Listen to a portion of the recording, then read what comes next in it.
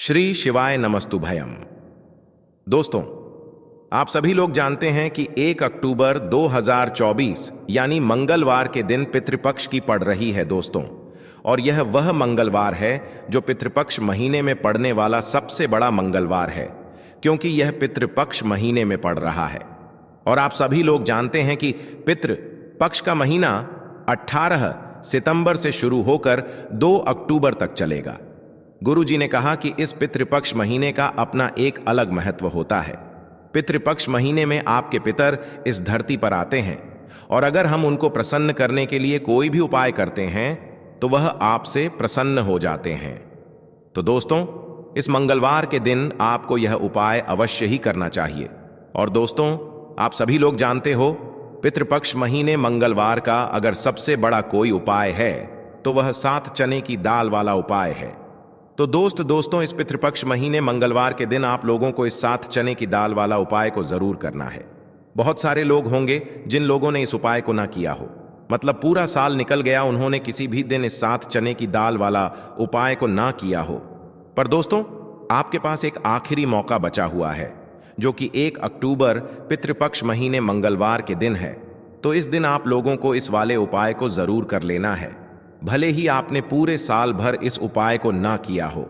पर अगर आपने श्राद्ध पक्ष महीने की पितृपक्ष महीने मंगलवार के दिन अगर इस वाले उपाय को कर लिया, तो आपको इस उपाय को करने का वह फल मिलेगा जिसकी आपने कभी कल्पना भी नहीं करी होगी। इसीलिए आप लोग इस वाले उपाय को एक बार जरूर कर लेना, ताकि आप लोगों के हाथ से यह मौका ना जा सके और आपको इस उपाय को करने का फल मिल सके। दोस्तों, यह उपाय पंडित जी ने अपनी अभी की ही शिव महापुराण की कथा में बताया है, जिस उपाय को आज हम आपको बहुत अच्छे से समझाने वाले हैं। इस वीडियो को देखने के बाद इस उपाय को समझने के लिए आपको कोई और वीडियो को देखने की जरूरत नहीं पड़ेगी। तो चलिए दोस्तों, उपाय को शुरू करते हैं। देखिए, यह इस पितृपक्ष महीने के मंगलवार के दिन यह इतना खास होता है, इतना महत्वपूर्ण होता है। देखा गया है कभी कभी बड़े बड़े पूजा पाठ अनुष्ठान से जो मनोकामना पूर्ण नहीं होते, वह पितृपक्ष महीने के दिन एक छोटे से उपाय करने से ही आपकी मनोकामना पूर्ण हो जाती है। और बहुत सारे लोगों ने इस उपाय को किया भी है और उनको इस उपाय को करने का फल भी जरूर मिला है। अगर आप लोग भी इस उपाय को करना चाहते हैं तो आप इस उपाय को पहले अच्छे से समझ लेना, सुन लेना, उसके बाद करना। आपको इस उपाय का फल जरूर मिलेगा। और इस उपाय को कर लेने से आपके घर में चाहे किसी भी प्रकार की दुख और समस्या क्यों ना चल रही हो, आपको उसका कारण भी नहीं पता है कि भाई यह समस्या किस कारण से चल रही है। उसका कुछ भी कारण हो सकता है, जैसे पितृदोष हो सकता है या किसी भी तरह का मंगल दोष भी हो सकता है। तो इस दिन आप लोगों को 7 चने की दाल वाला उपाय कर लेना है। यह एक ऐसा उपाय है जिस उपाय को अगर किसी विशेष दिन पर किया जाए तो भाई उस विशेष दिन का जो है वह तो हमें मिलता ही मिलता है। पर हमने उस दिन पर इस 7 चने की दाल वाला उपाय को किया है तो हमें उससे भी बड़ा फल मिलता है, और फल बहुत जल्दी मिलता है, क्योंकि आप इस उपाय को बहुत ही बड़े और विशेष दिन पर कर रहे हो। तो चलिए अब उपाय के बारे में बात करते हैं, लेकिन उससे पहले आप लोगों को यह जानना आवश्यक है कि आखिर यह उपाय किस समय करना है, किसको करना है और कैसे करना है। तो चलिए हम आगे आपको वीडियो में एक एक करके बता देते हैं। लेकिन उससे पहले अगर आप लोग हमारे चैनल पर नए हैं तो हमारे चैनल को सब्सक्राइब कर लेना और इस वीडियो को लाइक करके कमेंट बॉक्स में श्री नमस्तुभयम ओम नमः शिवाय जरूर टाइप कर देना। तो दोस्तों, इस 7 चने की दाल वाला उपाय को हमें इस पितृपक्ष महीने के मंगलवार के दिन कैसे करना है, किसको करना है, किस समय करना है और कहां पर करना है, ये सारे सवालों के जवाब आपको इस वीडियो में मिल जाएंगे। और जो ये वीडियो देखेगा भाई, उसको 7 चने की दाल वाला उपाय जरूर करना चाहिए, क्योंकि इस दिन काला तिल का भी बहुत ही बड़ा और विशेष महत्व होता है। और जब बात आ जाए 7 चने की दाल वाला उपाय की, तो यह सोने पर सुहागा वाली बात हो जाती है, और यह एक बहुत ही बड़ा उपाय हो जाता है इस पितृपक्ष महीने के मंगलवार का। तो अब दोस्तों, इस 7 चने की दाल वाला उपाय को आखिर करना किसको है, सबसे पहले हम लोग वह बात जान लेते हैं। तो देखो, घर की जो बड़ी माताएं बहनें होती हैं, उन माताओं बहनों में से कोई भी एक बड़ी माता बहन इस वाले उपाय को कर सकती है। और दोस्तों, अगर आप चाहे तो अपने घर में से सभी सदस्यों को भी इस उपाय को करवा सकते हैं। अगर किसी व्यक्ति की खुद की कोई मनोकामना है, खुद की कोई दुख और परेशानी है जो कि वह अपने लिए ही करना चाहता है, इस वाले उपाय को तो वह खुद अपने लिए भी कर सकता है। बाकी अगर कोई घर में से ऐसा है जो कि अपने पूरे घर परिवार की सुख और शांति के लिए यह वाला उपाय करना चाहता है, तो भाई वह भी कर सकता है। उसमें भी कोई दिक्कत वाली बात नहीं है। कहने का मतलब यह है कि इस उपाय को हर एक सदस्य भी कर सकता है और पूरे घर परिवार के सदस्य के लिए घर की बड़ी माताओं बहनों में से कोई एक माता बहन भी कर सकती है। माताएं बहनें अगर घर में उपस्थित ना हो या वह यह वाला उपाय न कर पा रही हो, तो फिर घर का कोई बड़ा सदस्य भी इस 7 चने की दाल वाला उपाय को कर सकता है, चाहे फिर वह पुरुष ही क्यों ना हो। उसमें कोई भी दिक्कत वाली बात नहीं है। उसके बाद में दोस्तों, जो अगला प्रश्न निकल कर आता है वह यह आता है इस उपाय को लेकर कि आखिर इस उपाय को हमें किस समय करना है, सुबह के समय करना है कि शाम के समय करना है। तो देखो, इस वाले उपाय को आप लोग सुबह के समय भी कर सकते हो और शाम के समय प्रदोष काल में भी कर सकते हो। अब अगर आप पूछो कि भाई साहब सबसे उत्तम समय कौन सा रहेगा इसको करने का, तो हम आपसे बस यही कहेंगे कि इस उपाय को आप सुबह के समय करेंगे तो ज्यादा बेहतर होगा। बाकी अगर शाम के समय भी करेंगे तो भी अच्छा होगा, उसमें कोई भी दिक्कत वाली बात नहीं है। तो अब दोस्तों, जो अगली सबसे बड़ी और महत्वपूर्ण बात आती है वह यह आती है कि सुबह अगर हम उपाय को करेंगे तो हमें कितने बजे से ले कितने बजे तक के बीच में करना है, और शाम के समय प्रदोष काल में करेंगे तो हमें कितने बजे से लेकर कितने बजे के बीच में करना है। तो देखो, सुबह जितनी जल्दी हो सके आप उपाय को करने की कोशिश करना। बाकी अगर किसी कारणवश लेट भी हो जाओ, थोड़ी देर भी हो जाए, तो 10 या 11 बजे तक भी आप उपाय कर लेना, पर 12 बजे से ज्यादा देर ही ना हो। ठीक है, इस बात का ध्यान रखना। उसके बाद में दोस्तों, अगर शाम के समय प्रदोष काल की बात करें, प्रदोष काल का जो समय होता है वह शाम के 6 बजे से शुरू हो जाता है। मतलब शाम के 6 बजे से लेकर 7 बजे के बीच का जो समय होता है, यह समय प्रदोष काल का समय होता है। इस उपाय को 7 बजे या 8 बजे के बीच में भी कर सकते हो। मतलब शाम के 6 बजे से रात 8 बजे के बीच में आप कभी भी इस वाले उपाय को कर सकते हो, उसमें कोई भी दिक्कत वाली बात नहीं है। दोस्तों, अब देखिए, अगर किसी व्यक्ति से नाराज हो जाएं, किसी घर से नाराज हो जाएं, तो होता क्या है कि घर में धन से जुड़ी समस्याएं आने लगती हैं। पैसे को लेकर उस घर के लोग बहुत परेशान रहते हैं जहां पितृ नाराज हो। इसीलिए हमेशा अपने पितरों को आपको प्रसन्न रखना है, जिससे कि पितरों की आत्मा को शांति मिले और वह हमेशा आपको आशीर्वाद दें। अब यह जो पितृपक्ष के दिन होते हैं, इन दिनों में जब आप यह उपाय करेंगे जो हम आपको बताने वाले हैं, गौ माता से जुड़ा हुआ उपाय है। देखिए, गौ माता के अंदर हमारे पितरों का ही वास माना जाता है। गौ माता हो गई, कुत्ते हो गए हैं ना, पेड़ों में बरगद का पेड़ हो गया, पीपल का पेड़ हो गया, इन सभी में हमारे पितरों का वास माना जाता है। पक्षियों में कौवा हो गया, जिसके अंदर हमारे पितरों का वास माना जाता है। तो ऐसा समझ लीजिए कि जब भी जीवन में दुख बढ़ जाए, कष्ट बढ़ जाए, धन को लेकर आप परेशान रहने लगे, कर्जे जैसी समस्याएं जीवन में बढ़ रही हैं, आपके घर में संतान को लेकर बहुत दुख है, आप अपने घर के लड़ाई झगड़े से परेशान रहते हैं, घर में कोई ना कोई झगड़ा करता ही रहता है, आप सोच सोच कर परेशान रहते हैं कि कैसे घर में शांति आएगी, कैसे से घर में सुख समृद्धि आएगी। अब यह समझ लीजिए कि अगर घर में लगातार झगड़ा लड़ाई यह चीजें आपको देखने को मिल रही हैं, घर में आपके कोई भी व्यक्ति सुखी नहीं है, कर्जा घर में लोगों के सर पर है, तो पितृ आपके कहीं ना कहीं नाराज हैं। देखिए, पितृदोष जब घर में होता है ना, तो ऐसा नहीं कि आपको देखने से पितृदोष दिखेगा, इसका आप अंदाजा लगा सकते हैं घर में होने वाली घटनाओं से। जैसे कि खाना आप खाते हैं या घर का कोई भी सदस्य खाना खाता है, अगर उस खाने में कहीं ना कहीं बाल निकलता है ना, या वह खाना गिर जाता है खाते खाते, तब भी आपके घर में पितृदोष है, यानी पितृ आपके नाराज हैं। साथ ही साथ अचानक से घर में दुर्घटनाएं हो रही हैं। पितृ आपके नाराज हैं। अब जो उपाय आपको बताने वाले हैं, इस उपाय को कर लीजिए। पितृ भी प्रसन्न और धन को लेकर तो कभी आपको परेशान होना ही नहीं पड़ेगा। चलिए बात कर लेते हैं पहला वाला उपाय में, जो कि पितरों को प्रसन्न करने के लिए है और घर में स्थिर लक्ष्मी के वास के लिए। मतलब कभी आपके घर में ऐसा नहीं होगा कि आज पैसा आ रहा है और कल पैसा नहीं आ रहा है।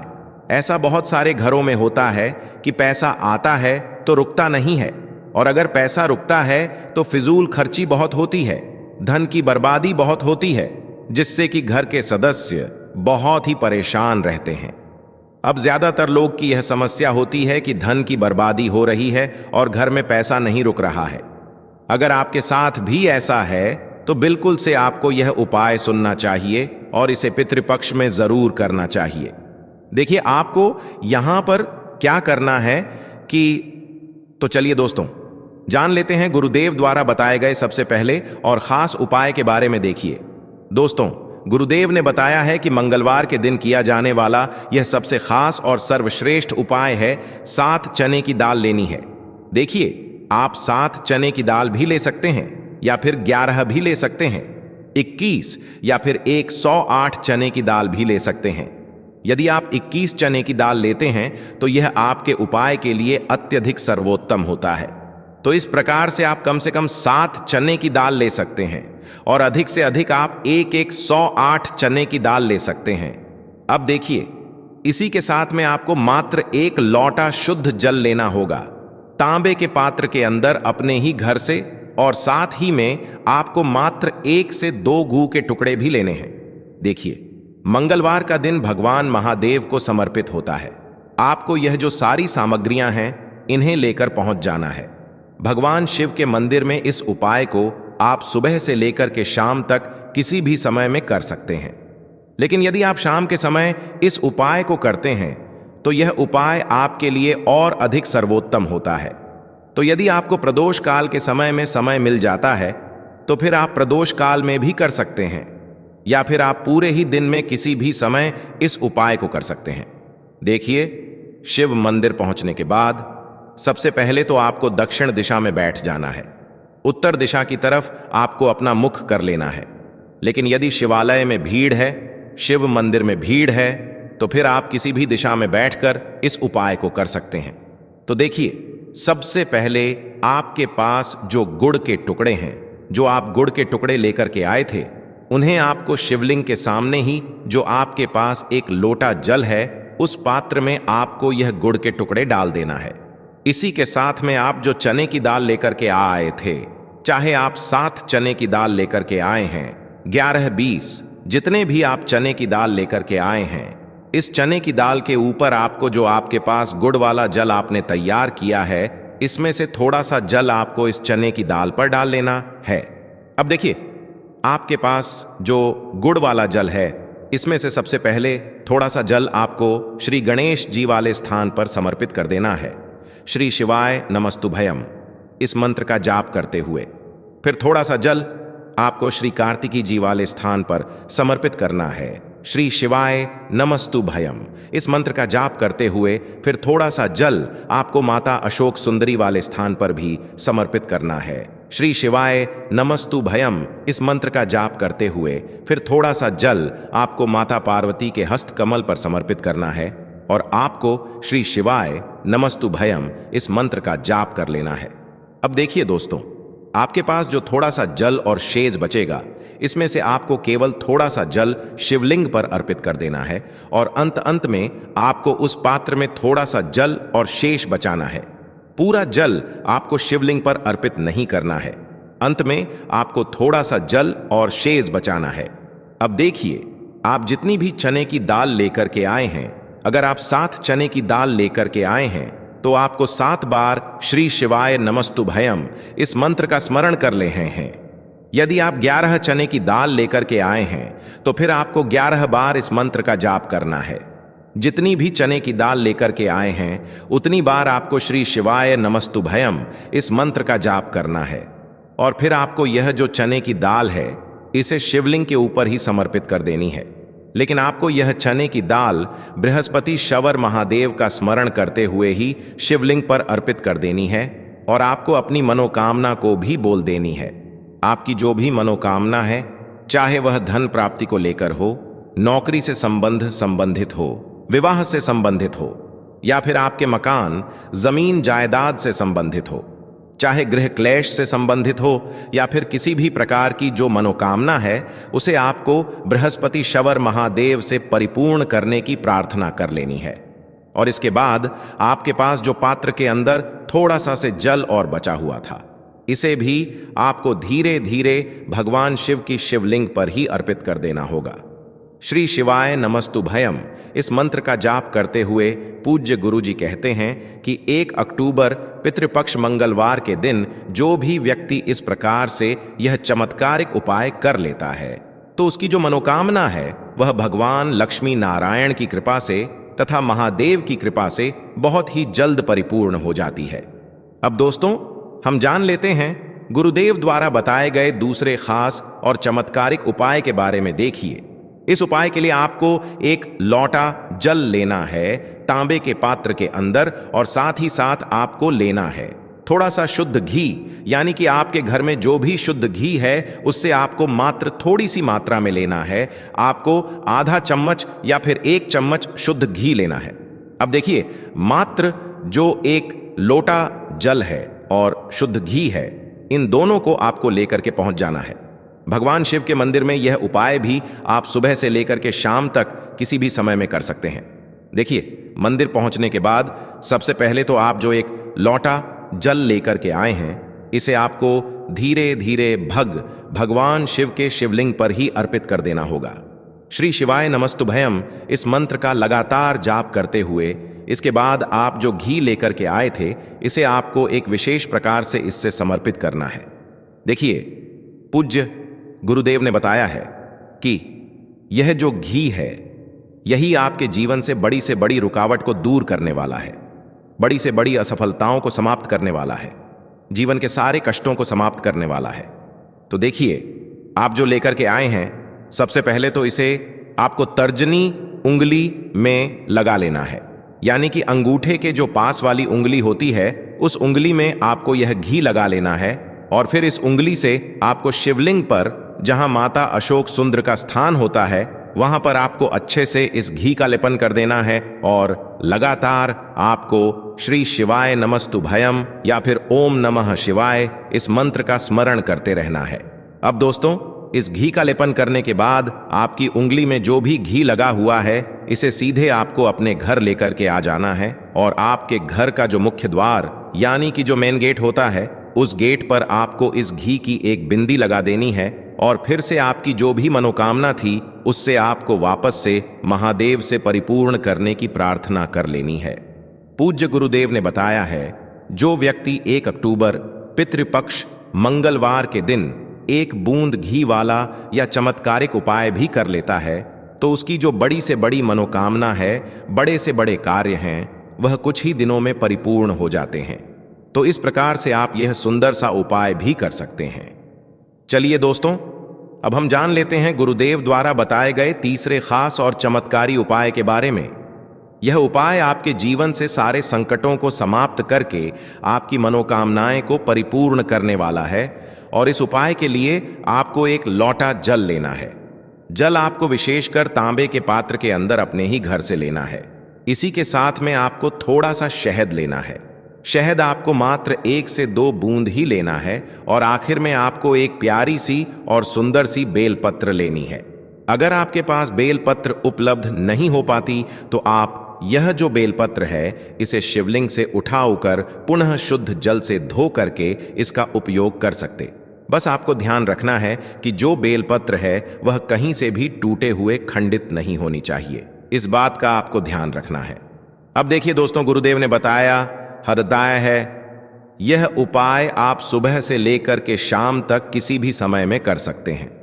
तो देखिए, सबसे पहले तो आपको इन सभी सामग्रियों को लेकर के पहुंचना है भगवान शिव के मंदिर में। और सबसे पहले तो आप जो एक लोटा जल लेकर के आए हैं, इसे आपको धीरे धीरे भगवान शिव की शिवलिंग पर ही अर्पित कर देना होगा।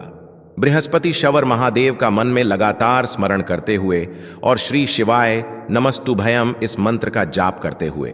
अब देखिए दोस्तों, आप जो बेलपत्र लेकर के आए थे, आप सभी को पता है बेलपत्र में 3 पत्तियां होती हैं और बेलपत्र की जो तीनों ही पत्तियों को जोड़ने वाली डंडी होती है, यानी कि बेलपत्र की जो तीनों ही पत्तियां जिस डंडी से जुड़ी हुई होती हैं, उस डंडी पर आपको शहद की एक बिंदी लगानी है। बेलपत्र की तीनों ही पत्तियों को जोड़ने वाली जो डंडी होती है, उस पर आपको शहद की एक बिंदी लगा देनी है और आपको बृहस्पति महादेव से प्रार्थना कर लेनी है। फिर आपको प्रार्थना कर लेनी है कि हमारे जीवन में जो भी संकट चल रहे हैं, समस्याएं चल रही हैं, उन सभी को आप दूर करें, या फिर आपकी जो भी मनोकामना है उसे परिपूर्ण करने की आपको प्रार्थना कर लेनी है। और इसके बाद जो आपके पास जज बेलपत्र है, इसे आपको शिवलिंग पर ही समर्पित कर देनी है। बेलपत्र आपको इस प्रकार से अर्पित करने हैं कि जो इसकी चिकनी साइड है वह शिवलिंग से स्पर्श रहेगी, डंडी वाला भाग जलाधारी की ओर रहेगा। इस प्रकार से आपको यह बेलपत्री शिवलिंग पर ही अर्पित कर देनी है। गुरुदेव ने बताया है, जो भी व्यक्ति 1 अक्टूबर पितृपक्ष मंगलवार के दिन शहद और बेलपत्र का या चमत्कारिक उपाय कर लेता है, तो उसके जीवन के जो सारे संकट है वह महादेव और भगवान विष्णु की कृपा से निश्चित ही समाप्त हो जाते हैं और इसकी जो मनोकामना है वह बहुत ही जल्द परिपूर्ण हो जाती है। तो दोस्तों, यह थे पूज्य गुरु जी द्वारा बताए गए कुछ बहुत ही खास उपाय। अगर आपको जानकारी अच्छी लगी हो तो वीडियो लाइक करिएगा। मिलते हैं फिर एक नए वीडियो के साथ। श्री शिवाय नमस्तुभयम।